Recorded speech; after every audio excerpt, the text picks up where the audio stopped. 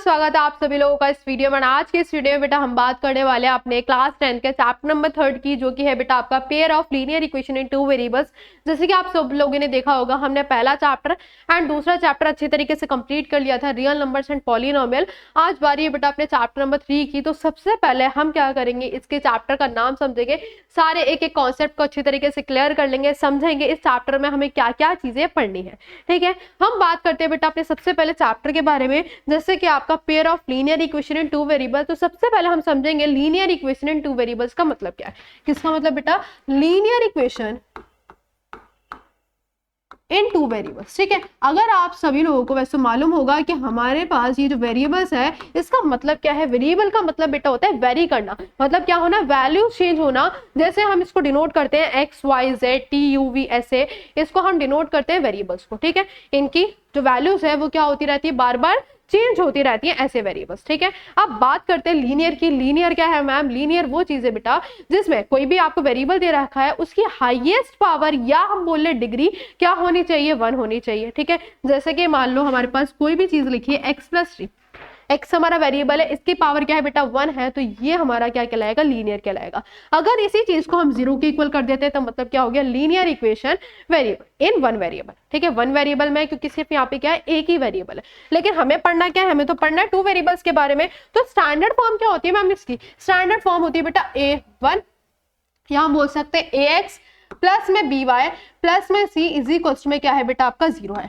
तो ये क्या है बेटा आपकी लीनियर इक्वेशन है इन टू वेरिएबल्स में, जिसमें से आपके पास यहाँ पे दो वेरिएबल्स है। दो वेरिएबल्स क्या क्या है बेटा, यहाँ पे x और y, यहाँ पे दो वेरिएबल्स है। x और y क्या है बेटा आपके पास यहाँ पे दो वेरिएबल्स है। अगर हम बात करें a b c की, ए बी सी की अगर हम बात करें तो यहाँ पर हम बोल सकते हैं इनको कांस्टेंट, या हम बोल सकते हैं बेटा रियल नंबर्स। क्या बोल सकते हैं, रियल नंबर्स हम इनको बोल सकते हैं। क्लियर है। अब यहाँ पे ना एक कंडीशन अप्लाई होती है। कंडीशन क्या होती है कि ए और बी जो है वो कभी भी 0 नहीं होने चाहिए। क्यों नहीं होने चाहिए मैम, देखो ध्यान से, अगर मान लो मैं ए को 0 कर देती हूँ तो 0 इंटू में एक्स क्या हो जाएगा, 0 हो जाएगा। 0 इंटू में वाई करूंगे तो भी क्या हो जाएगा बेटे, 0।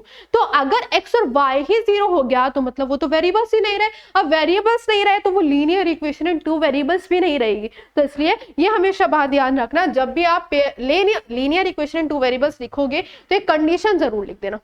क्लियर है। अब देखो लीनियर है, ये लीनियर क्यों है मैम, यहाँ पे देखो वेरिएबल की पावर क्या है हमारी 1 है, मतलब जो डिग्री है वो क्या है बेटा आपकी 1।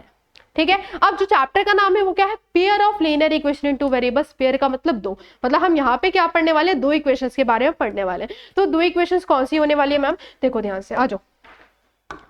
अगर हम बात करें पेयर वाली इक्वेशंस की तो वो होंगे बेटा आपकी a1x प्लस में b1y प्लस में c1 इज इक्वल टू में 0। पहली इक्वेशन ये हो गई। दूसरी इक्वेशन की बात करें तो a2x b2y और प्लस में c2 इज इक्वल टू में 0। ठीक है, ये हमारी क्या हो गई बेटा, दो इक्वेशंस हो गई, जिसमें यहाँ पर a1 a2 b1 b2 c1 c2 क्या है, कांस्टेंट है, रियल नंबर्स है। ठीक है, सेम वेरिएबल है b और y, एक्स और वाई, सॉरी एक्स और वाई हमारे क्या है, सेम वेरिएबल्स है। ठीक है, दोनों इक्वेशंस में।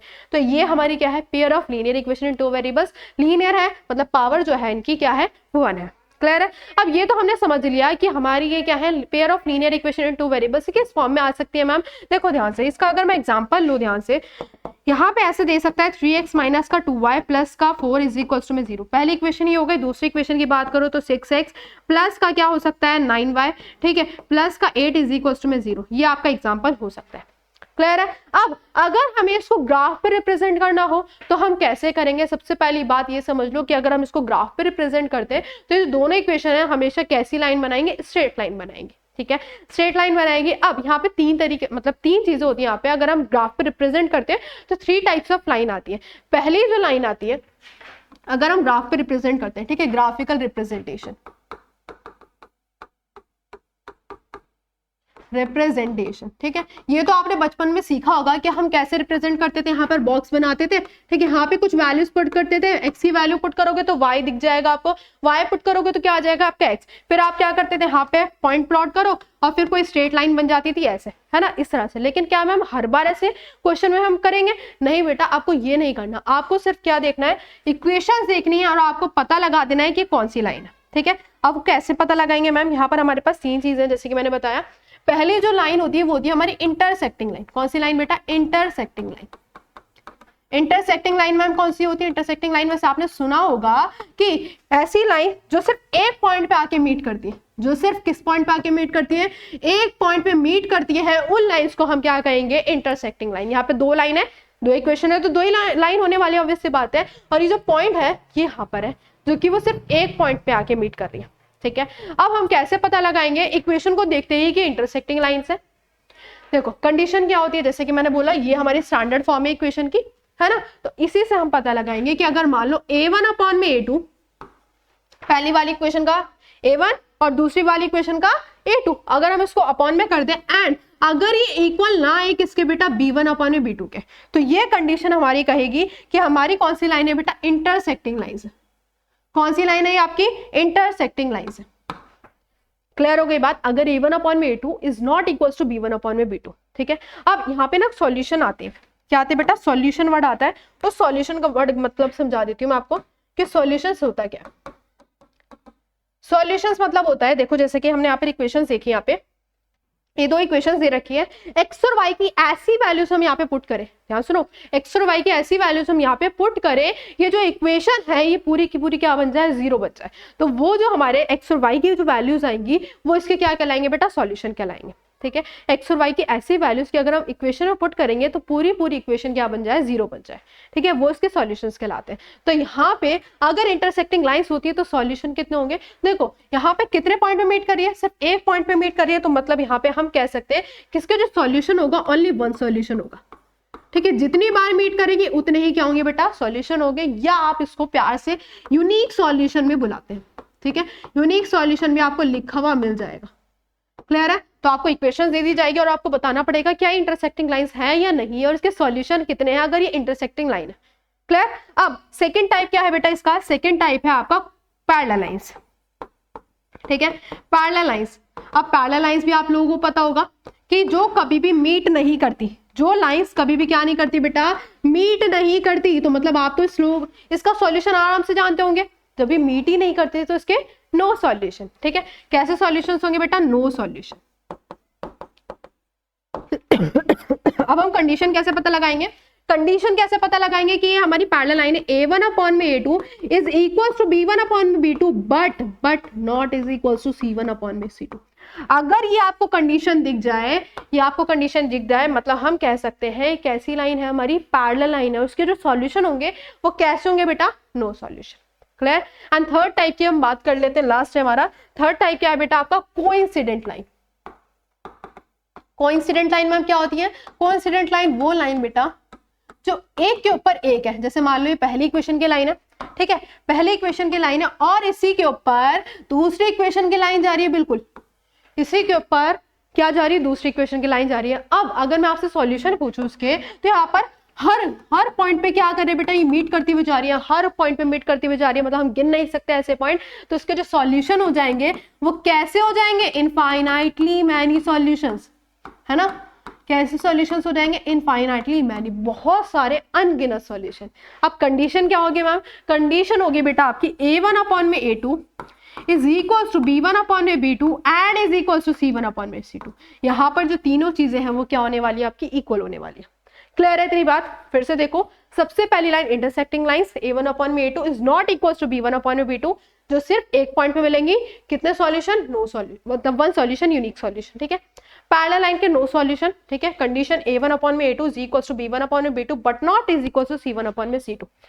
थर्ड टाइप ऑफ लाइन हमारी कोइंसिडेंट लाइन, जो कि बहुत सारे पॉइंट्स में मिलती है, इनफाइनाइटली मैनी सॉल्यूशंस होंगे।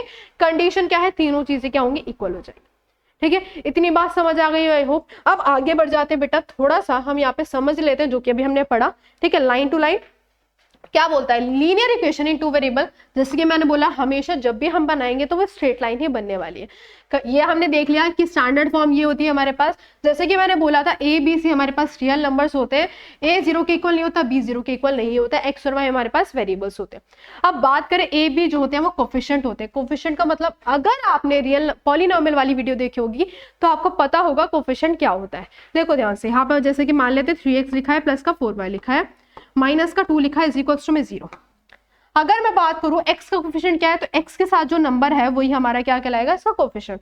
y के साथ जो नंबर है वो इसका क्या कहलाएगा बेटा? कोफिशिएंट। और c हमारा क्या है? कांस्टेंट है, ठीक है, यहाँ पे कोई वेरिएबल नहीं है। कोफिशिएंट मतलब सिंपल ये जो वेरिएबल के साथ जो नंबर होता है उसी को हम कोफिशिएंट कह देते हैं। ठीक है, अब यहाँ पे दो इक्वेशन वाली हमने बात कर ली, linear pair of linear equation में टू वेरिएबल्स की किस फॉर्म में होती है। अगर बात करें, ये भी हमने बात कर लिया है कि हमारे पास सीन फॉर्म होती है। पहली होती है हमारी इंटरसेक्टिंग लाइंस जिसके ओनली वन सॉल्यूशन होते हैं जो कि सिर्फ एक पॉइंट पे मिलती है। ठीक है, इसको बेटा हम क्या कहते हैं, it is said to be consistent. क्या बोलते हैं इसको, कंसिस्टेंट भी लाइन बोलते हैं। ठीक है, सेकेंड टाइप ऑफ लाइन हमने देख लिया, कोइंसिडेंट लाइन, इसको भी बेटा हम कंसिस्टेंट बोलते हैं। इसके इनफाइनाइटली कैसे सॉल्यूशंस होते हैं, मैनी सॉल्यूशंस होते हैं। Third type of line parallel line, इसको बेटा हम इनकंसिस्टेंट बोलते हैं। क्या बोलते हैं, इनकंसिस्टेंट, क्योंकि इसके कोई भी सॉल्यूशंस नहीं आते हैं। अब कंडीशन इस तरह से आपके क्वेश्चन दे दिया जाएगा, जैसे कि मान लो पहला आपका दे रखा है, यहाँ पे दो इक्वेशन दे रखे हैं, x - 2y = 0, 3x + 4y - 20 = 0। अगर मैं आपसे पूछूं कि a1 क्या है, देखो x क्या है, कुछ नहीं तो क्या लगा दिया हमने, 1 लगा दिया, तो a1 बेटा कितना हो गया, 1 हो गया। a2 की अगर नीचे वाली इक्वेशन की बात करें तो यहाँ पे x के साथ क्या है, 3 है, तो 1 में कितना आ गया, 3। ठीक है, b1 क्या होता है, जो y के साथ होता है पहली वाली इक्वेशन में, तो यहाँ पे क्या है -2, तो -2 रख दिया। नीचे वाली इक्वेशन में बेटा y के साथ क्या है, 4, तो 4 रख दिया। ठीक है, c ऊपर कुछ है नहीं तो हमने 0 लगा दिया, नीचे क्या है c2 बेटा -20। अगर आप ध्यान से देखो, जब इसको काटोगे तो -1/2 आ जाएगा। अब एक बात बताओ, क्या 1/3 -1/2 के इक्वल हो सकता है, नहीं हो सकता। इसलिए बेटा एक कौन सी लाइन कहलाएंगे, हमारी इंटरसेक्टिंग लाइंस। ठीक है, और उसको कैसे सॉल्यूशंस होंगे, unique solution. Next type of line दे रखी है 2x + 3y - 9 = 0 और 4x + 6y - 18, है ना, इस तरह से दे रखा है हमें। अब देखो ध्यान से, अगर हम बात करें a1 की तो a1 बेटा 2 हो गया, और a2 की बात करें तो 4 हो गया। ठीक है, b1 की बात करें तो 3 और b2 की बात करें तो 6, c1 की बात करें -9 और c2 की बात करें -8। अब अगर आप इसको सिंप्लीफाई वे में करोगे तो आ जाएगा 1/2। ये बेटा काट पीट के 1/2 और ये भी काट पीट के 1/2, मतलब सारी चीजें 1/2 आ रही है, तो मतलब सारी चीजें क्या हो गई, इक्वल हो गई। इक्वल हो गई तो कौन सी लाइन कहलाती है, हमारी कोइंसिडेंट लाइन। और सॉल्यूशंस कैसे होते हैं, इनफाइनाइटली मैनी सॉल्यूशन। क्लियर है। अब आ जाते हैं थर्ड टाइप ऑफ लाइन। यहाँ पे बेटा x1, ठीक है, मतलब a1 की अगर हम बात करें तो 1 है। ठीक है, a2 की बात करें तो 2 है, b1 की बात करें तो 2 है, और b2 की बात करें तो 4 है। अगर c1 की बात करें तो -4 और c2 की बात करें तो -12। काट पीटोगे तो यहाँ पे 1/2 आ जाएगा, यहाँ तो ऑलरेडी 1/2 है ही, यहाँ से माइनस गया। ठीक है, ये आ जाएगा 4 3 12, मतलब 1/3। ये दोनों तो इक्वल है क्या, लेकिन ये इक्वल है नहीं है, तो ये वाली कंडीशन कौन सी कंडीशन कहलाती है, पैरेलल लाइंस वाली, जिसके क्या होते हैं बेटा, आपके नो सॉल्यूशन।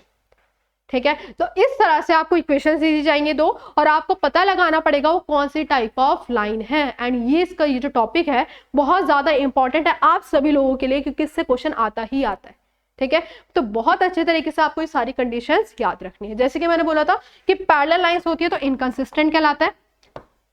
ठीक है, और ये अगर दोनों लाइन होती है तो क्या कहलाएगा बेटा, कंसिस्टेंट। देखिए ये चीज भी आपको याद रखनी है। क्लियर है। चलो, अब ये तो था हमारा ग्राफिकल रिप्रेजेंटेशन। अब मान लेते हैं हमें x और y की वैल्यूज निकालने के लिए दे दिया जाए तो हम कैसे निकालेंगे। तो हमारे पास यहाँ पे दो मेथड्स होते हैं। पहला जो मेथड होता है बेटा वो होता है आपका सब्स्टिट्यूशन मेथड। कौन सा मेथड, सब्स्टिट्यूशन मेथड। अब ये मेथड कौन सा है मैम, यहाँ पर आपको दो इक्वेशंस दे दी जाएंगी, जैसे कि मैंने यहाँ पे लिख रखी है। हमें यहाँ पे x और y की वैल्यूज निकालनी है। सब्स्टिट्यूट का मतलब होता है कि एक वेरिएबल से, मतलब कोई भी एक इक्वेशन से एक वेरिएबल की वैल्यू उठा के दूसरे में क्या कर देना, रख देना, सब्स्टिट्यूट कर देना। ठीक है, तो हम यही काम करने वाले हैं। यहाँ पे देखो क्या करेंगे, पहली वाली इक्वेशन दे रखी है ये, और दूसरी वाली इक्वेशन दे रखी है ये। पहली वाली इक्वेशन में से मैं क्या काम करूंगी, x की वैल्यू निकाल लूंगी। ठीक है, x की वैल्यू या y की वैल्यू जो आपका मन करे वो आप निकालो। माइनस का 2y है बेटा, उधर जाए कितना हो जाएगा, प्लस का 2y हो जाएगा, है ना। तो यहां से हमने क्या निकाल ली बेटा, x की वैल्यू हमने यहाँ से फाइंड कर ली। क्लियर है। अब क्या करेंगे, इसको सेकंड वाले इक्वेशन में उठा के पुट कर देंगे। ठीक है, जहां पर x है वहां पे पुट कर दो। x की वैल्यू क्या है, 8 प्लस में 2 है, और प्लस का वहां पे y चल रहा है, इज इक्वल टू बेटा क्या है आपका 5 है। मल्टीप्लाई कर दो, 8 2 जा 16, 2 2 जा 4y, और प्लस में y इज इक्वल टू में क्या है बेटा 5 है। ठीक है, 18 है, 4y और y कितना हो जाएगा 5 है, और इक्वल में क्या चल रहा है 5 चल रहा है। ठीक है, सॉरी यहाँ पे 16 आएगा। ठीक है, अब प्लस का 16 है, जब उधर जाएगा तो हमारा क्या हो जाएगा, माइनस हो जाएगा, है ना। तो माइनस करोगे तो माइनस का 11 आ गया, और 5 मल्टीप्लाई में है तो नीचे आके बेटा कितना हो गया, डिवाइड में हो गया। तो हमारे पास क्या आ गई, y की वैल्यू आ गई है बेटा किसकी वैल्यू आ गई हमारे पास, y की वैल्यू आ चुकी है। अभी तो x भी निकालना है क्योंकि वो जो हमने निकाली तो वेरिएबल की फॉर्म में थी, तो उठा के यहाँ पे पुट कर दो। ठीक है, पुट कर देते हैं। यहाँ पे कितना दे रखा है, x इज इक्वल टू में 8 प्लस में 2y, 8 एज इट इज रहेगा, y की जगह माइनस का 11 बाई क्या आ जाएगा बेटा, 5 आ जाएगा, है ना। अब क्या कर दोगे इसको सॉल्व और हमारे पास x की वैल्यू आ जाएगी। देखो ध्यान से, ये प्लस माइनस कितना हो जाएगा, माइनस, और 2 इंटू में 11 कितना हो जाएगा, 22 अपॉन में 5। इसके नीचे कुछ नहीं, 1 लगा दिया, एलसीएम ले लो। 5 1 जा 5, 5 8 जा 40, माइनस का 22। ठीक भाई, अब माइनस तो आप सभी लोग कर पाओगे, 10 में से 2 गया 8, 8 बचे। ठीक है, 3 में से 1 गया, 3 में से 2 गए, ठीक है 1 बचा, और ये आ गया हमारे पास x की वैल्यू कितनी आ गई आपके पास, 18/5। कितनी आ गई बेटा, 18 बाय आपके पास 5 आंसर आ चुका है। तो इस तरह से हम क्या करते हैं बेटा, सब्स्टिट्यूट करते हैं कि पहली वाली इक्वेशन में से कोई सी भी वेरिएबल की वैल्यू निकालो और दूसरे में क्या कर दो, पुट कर दो, तो आपके पास हमारे पास आंसर आ जाएगा। एंड सेकेंड टाइप ऑफ बेटा क्या है हमारा, एलिमिनेशन मैथड। क्या है, एलिमिनेशन मैथड को हम कैसे सॉल्व करते हैं उसको भी हम यहाँ पे देख लेते हैं। एलिमिनेशन मेथड में हम क्या करते हैं, कोई भी एक वेरिएबल उठाओ और दोनों इक्वेशन की जो वेरिएबल है उनके जो कोफिशिएंट है उनको क्या बना दो, सेम बना दो। क्या सेम बना, इसी को एग्जांपल ले लेते हैं। ठीक है, x माइनस 2y है, इक्वल में 8 है। फिर दूसरी इक्वेशन क्या है, 2x plus y is equal to में 5 है। ठीक है, ये दे रखा है। अब एक काम करते हैं, देखो जो इजी हो उसको सेम बना दो। जैसे कि मान लो यहाँ पर ये पहली वाली इक्वेशन है, यहाँ पे क्या है, दूसरी वाली इक्वेशन है। मैं क्या काम करने वाली हूँ, जो x के आगे जो नंबर है उसको मैं सेम बनाऊंगी। क्या सेम बनाऊंगी, यहाँ पे देखो, यहाँ पे हमने y लिख दिया ना, क्या आएगा यहाँ पे, 2x आ जाएगा, 2x है ना। यहाँ देखो, अगर x के आगे मैं देखूं बेटा क्या है, 2 है, तो अगर मुझे फर्स्ट वाली इक्वेशन में x के आगे 2 लगाना है तो मैं क्या करूंगी, मल्टीप्लाई कर दूंगी 2 से बोथ साइड, है ना। 2 से क्या कर देंगे मल्टीप्लाई, तो ये आ जाएगा 2x, 2 2 जा 4 y और 8 2 जा 16। मतलब ये हमारे पास नई इक्वेशन आ गई जिसको हम नाम ले देते थर्ड। सेकेंड वाली इक्वेशन को यहाँ पे लिखो, कितना चल रहा है इतना। ठीक है, इतनी बात क्लियर है। हमें क्या करना है, कोई भी एक वेरिएबल उठा लो, x उठा लो या y उठा लो, उसके आगे वाला जो नंबर है उनको सेम बना दो। ठीक है, मैं y को ही बना सकती थी, हमने क्या करा, x को बना दिया। y को बनाने के लिए हम क्या करते हैं, सेकंड वाली इक्वेशन में -2 से मल्टीप्लाई करते हैं ना, जो आपका मन करे वो आपको करना है। अब देखो, अब तो सेम बना दिया मैम, अब क्या करें, देखो अब यहाँ पे लाइन खींचिए आपने। ठीक है, साइन रिवर्स करो। नीचे वाली इक्वेशन देखो, प्लस का साइन है तो क्या लगा देंगे माइनस, प्लस का साइन है माइनस, प्लस का साइन है माइनस। अब जो ऊपर साइन था ना उसको भूल जाओ, मतलब प्लस नहीं है, अब यहाँ पे क्या है, माइनस है। तो मतलब मैम क्या होने वाला है, यहाँ पे तो कट रहा है ना, प्लस माइनस कट गया और ये माइनस माइनस क्या हो जाएगा, प्लस हो जाएगा। मतलब माइनस का कितना आ जाएगा मैम, 5 आ जाएगा। 16 में से 5 जाएंगे तो कितना बचेगा, 11। माइनस का 5 मल्टीप्लाई में नीचे आके क्या हो जाएगा, डिवाइड में हो जाएगा। मतलब हमारे पास जो y की वैल्यू आ गई मैम, वो क्या आ गई, क्या आ गई बेटा, ये आ गई आपका -11/5। क्या पीछे भी यही आ रही थी, y की वैल्यू बेटा क्या -11/5 आ रही थी। मतलब दोनों से क्या आने वाला है, सेम वैल्यूज आने वाली। क्लियर है, तो इस तरह से हमारी y तो आ गई। अब मैम x कैसे निकाले, कुछ नहीं करना, सब्स्टिट्यूट करना है। यहाँ पे सब्स्टिट्यूट कैसे करेंगे, यहाँ पे कोई सी भी इक्वेशन उठा लो, पहली दूसरी या तीसरी, जो आपका मन करे। हम पहली उठा लेते हैं। ठीक है, पहली उठाओगे तो पुट कर दो, y की जगह पुट कर दो। कितना है, -11/5 और इक्वल में कितना चल रहा है, 8। माइनस माइनस कितना हो जाएगा, प्लस, और 22/5 इक्वल में 8। प्लस की वैल्यू है बेटा, उधर जाके माइनस हो जाएगी। अब क्या उसी की जैसे कंडीशन बन गई है ना, ये 8 है, ये आ जाएगा हमारा 40 माइनस का 22/5 और ये आ गया आपका 18/5। किसकी वैल्यू बेटा, x की वैल्यू। और वहां पर भी क्या आ रही थी, हमारी x की वैल्यू कितनी आ रही थी, 18/5 ही आ रही थी, है ना। चेक कर लेते, देखो 18/5, 18/5। समझ आ गई क्या इतनी बात। हमने क्या करा है, वहां पे सब्स्टिट्यूट करा था, यहाँ पर हमने एलिमिनेशन मेथड लगाया। मतलब वेरिएबल के जो आगे कोफिशिएंट होता है उसको हमने सेम बनाया। ठीक है, तो ज्यादातर अगर मान लो बड़ी बड़ी वैल्यूज आती है ना, तो हमेशा ध्यान रखना कौन सा मेथड लगाओगे, एलिमिनेशन मेथड, क्योंकि इसमें कैलकुलेशन मिस्टेक होना बहुत ही ज्यादा कम होता है। सब्स्टिट्यूशन में आपको बहुत ज्यादा कैलकुलेशन लंबी पहुंच जाती है। ठीक है, तो ये था पूरा का पूरा चैप्टर हमारा, किसका, third chapter, pair of linear equation in two variables के सारे कॉन्सेप्ट। आई होप आप लोगों को वीडियो अच्छी लगी होगी। मिलते हैं बेटा नेक्स्ट वीडियो में।